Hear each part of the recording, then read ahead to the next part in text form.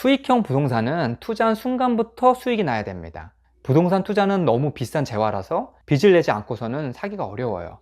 이자와 세금, 그리고 관리 비용을 다 제하고도 사는 날 즉시 수익이 나야 하는 부동산이 수익형 부동산입니다. 그런데 수익형 부동산은 같은 물건이라도 사람에 따라서 수익형 부동산이 부채 부동산이 되기도 해요. 여러분들은 왜 어떠한 이유로 부동산 자산에 관심을 갖게 되셨나요?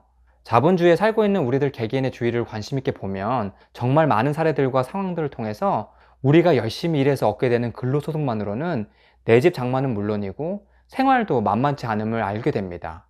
오늘 저는 한 부동산 투자 모임에서 지인을 통해서 이야기를 들었는데 치과에서 근무하는 20대 친구였어요.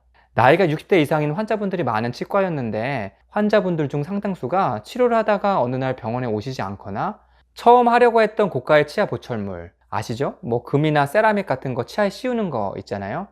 비싼 재료 보철물을 취소하고 싼 것으로 바꾸거나 그마저도 하지 않고 치료를 마무리하는 경우가 정말 많다고 합니다. 겉으로 볼 때는 외모나 입은 옷이나 꽤 부유해 보이는 분들이었는데 실제 사연을 알아보니 돈이 부족한 것인데 예상치 못하게 차 접촉사고가 나서 돈이 들거나 예상했던 날짜에 연금이 안 들어와서 못하는 경우 같이 정말 현실적인 재정 문제들을 많이 봐왔다고 합니다. 좀 충격적이었다고 해요. 대화해보면 젊었을 때 꽤 괜찮은 직장을 가졌던 분들이었다고 합니다. 그래서 본인은 젊었을 때부터 꼭 자산에서 나오는 소득을 늘리는 투자를 해야겠다고 다짐을 했고 부동산을 투자해서 40살에는 은퇴할 계획을 세웠다고 합니다. 여러분들은 어떻게 생각하시나요? 저는 그 이야기를 들으면서 제가 직접 본 것은 아니지만 공감이 정말 많이 되더라고요. 원하든 원치 않든 그게 현실이라는 사실입니다. 그 친구는 그래서 최소 15년이 넘는 장기 플랜으로 부동산 투자 공부를 하고 있다고 합니다.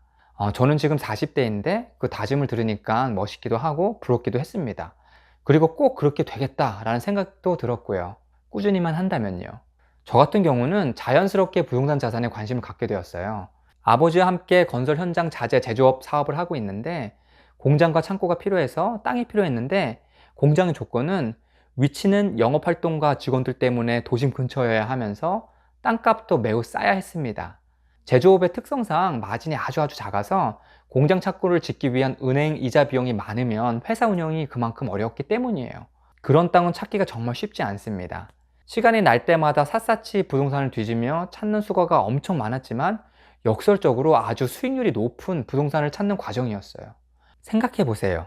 도심 근처에 100평에서 200평 이상의 땅에 좋은 도로가 잘 붙어 있어야 하고 교통이 좋아서 영업과 배송이 원활하면서 창고, 가공장을 지을 수 있는 용도에다가 무엇보다도 가격이 아주 저렴해야 하는 땅.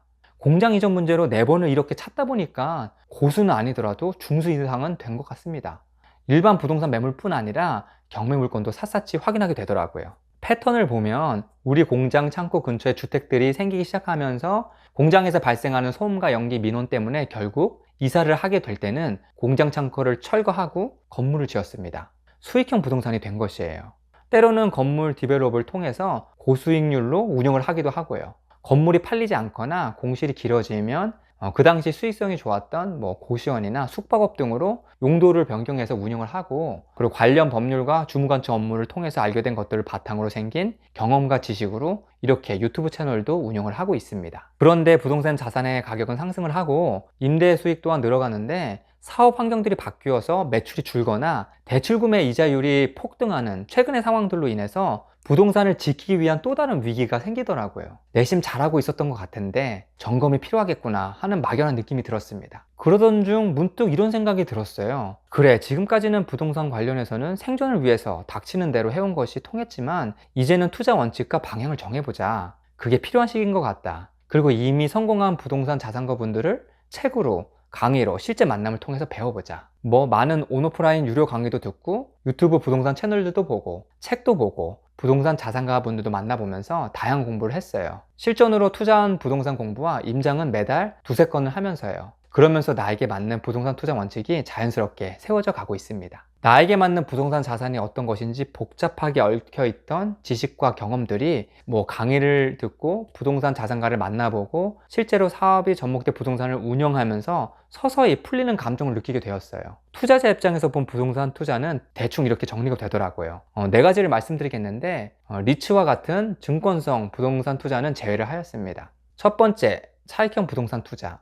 두 번째, 수익형 부동산 투자. 세 번째, 부동산 개발 및 판매 투자. 네 번째, 사업이 접목된 부동산 투자. 이렇게 네 가지로 나누어졌습니다. 다들 아시는 분류일 텐데 저에게는 좀 특별했어요. 저는 피치 못하게 투자를 하고 개발하고 사업의 부동산을 접목하다가 부동산의 특징을 알아가게 되었는데, 부동산 공부를 하면서 시장에서는 이미 이렇게 분류가 되고 있다고 알게 되었어요.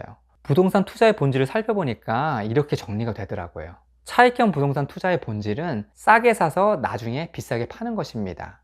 수익형 부동산 투자의 본질은 투자하는 즉시 바로 수익이 나야 하는 것입니다.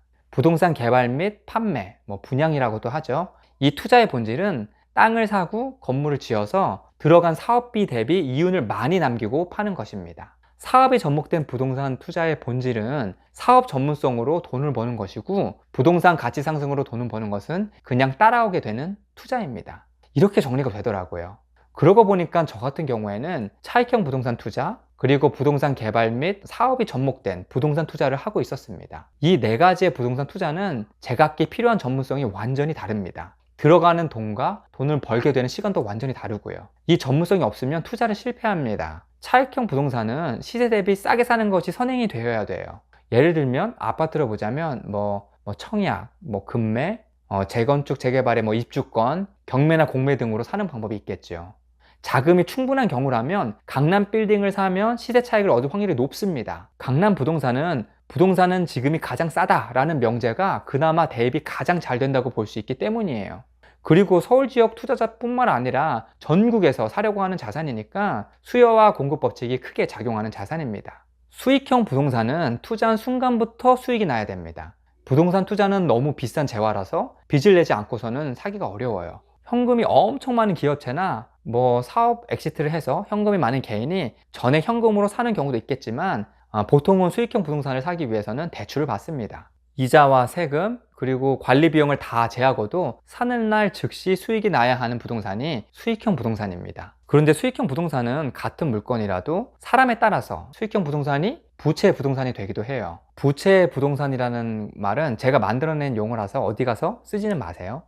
예를 들어서 은행 대출이 5%라고 치자고요. 이자, 세금, 관리 비용을 제하고 5% 이상의 수익이 나는 부동산이 수익형 부동산인데, 자기 자본이 너무 없어서 대출이 많아서 이자, 세금, 관리 비용을 제하였더니 통장에 돈이 남는 것은커녕 마이너스가 난다면 수익형 부동산이 아닌 게 됩니다. 계산해보니 자기 자본이 3억 원 있어야 이자, 세금, 관리 비용을 빼고 통장에 돈이 남아있다라면 3억 이상을 투자한 사람에게는 이 물건이 수익형 부동산이고, 그 미만을 투자한 사람에게는 부채 부동산인 거예요. 비록 수익이 난다고 하지만 3억을 투자했을 때 통장에 남아있는 돈이 3억을 다른 곳에 투자했을 때, 예를 들어 적금이나 채권 등 다른 투자 수익률을 상회하면서 더불어 부동산 가치도 상승한다면 잘한 투자겠죠. 그런 부동산 잘 찾아보면 지금 꽤 있습니다. 그 외에 부동산 개발, 판매 투자와 사업이 접목된 부동산 투자는 나중에 기회가 되면 이야기를 해볼게요. 사업에 접목된 부동산은 현재 운영을 하고 있고, 부동산 개발, 판매 투자는 실사례들을 보면서 공부를 하고 있습니다. 여러분들은 어떠신가요? 이 영상을 보시는 분들은 각기 다양한 직업을 가지셨을 테지만 부동산 투자와 자산 증식에는 분명 관심이 많은 분들입니다. 저는 부동산 자산을 가지신 분들의 스토리에 정말 관심이 많이 가요. 영상 초반에 언급해드린 저의 20대 지인이 부동산 자산을 통해서 경제적 자유를 장기적으로 계획한 것과 같이 저도 현 시점에서 공부를 해가면서 차근차근 부동산 자산가를 향해서 나아가고 있습니다. 감사합니다. 행복한 하루 되세요.